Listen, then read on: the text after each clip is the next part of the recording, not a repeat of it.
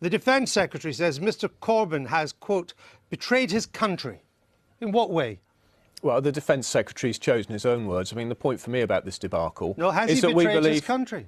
Well, Jeremy Corbyn, I think, is a grave danger to this country, but that's because has he betrayed the country? That's because of the ideas in which he believes and what that would mean for our economy and our society. People have all sorts of ideas. But you're a Defence Secretary, our Defence Secretary, the Defence Secretary of this government, of our government, has said the leader of Her Majesty's opposition has betrayed his country.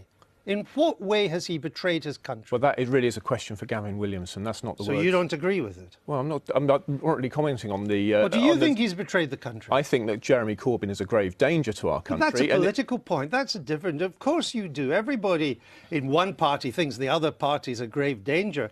Betrayal is an entirely different matter. That's a serious accusation. I just point out that a senior figure in the Czech Republic Defence Ministry says Sarkozy, who is the former Czech spy, it's his real name, is a liar. That's the exact word.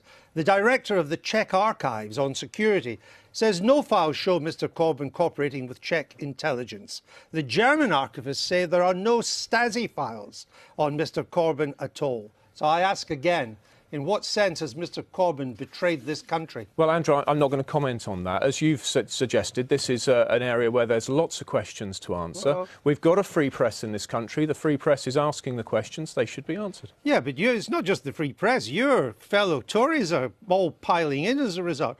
Your security minister, again, the key word security minister, he's compared Mr Corbyn to Kim Philby. Kim Philby was a traitor. At the time, if he'd been found guilty, he would have been hanged. That's an outrageous smear to say of the leader of the opposition.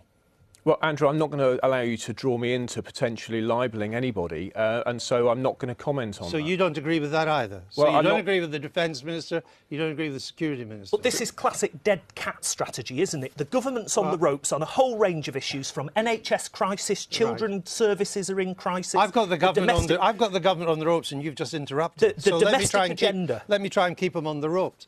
A Tory backbencher, MP, Ben Bradley, he tweeted that Mr Corbyn had, quote, sold British secrets to communist spies. Sold British secrets to communist spies. So clearly without evidence that he then had to delete it. Well, that really is a matter for Ben. But what I would say to you is that we believe in a free press in this country. The questions have been asked. The questions need to be answered. I'm asking, do you think that Mr Corbyn can be compared to Kim Philby? Do you think that he has in any way betrayed this country? Do you think he sold British secrets? Do you think any of that? I've got no evidence for any of that, and so I won't make any... So why do your colleagues? Well, that's a matter for them, Andrew. Surely the real scandal, Mr Baker, isn't what Mr Corbyn has supposedly done or not done. It's the outright lies and disinformation that your fellow Tories are spreading. That's the real scandal, isn't it? I'm not going to accuse my colleagues of lies or disinformation. They will need to defend what they've said. Well, I would put it to you, it's clearly a lie on any evidence so far available to us that Mr Corbyn sold British secrets to the communists. Agreed?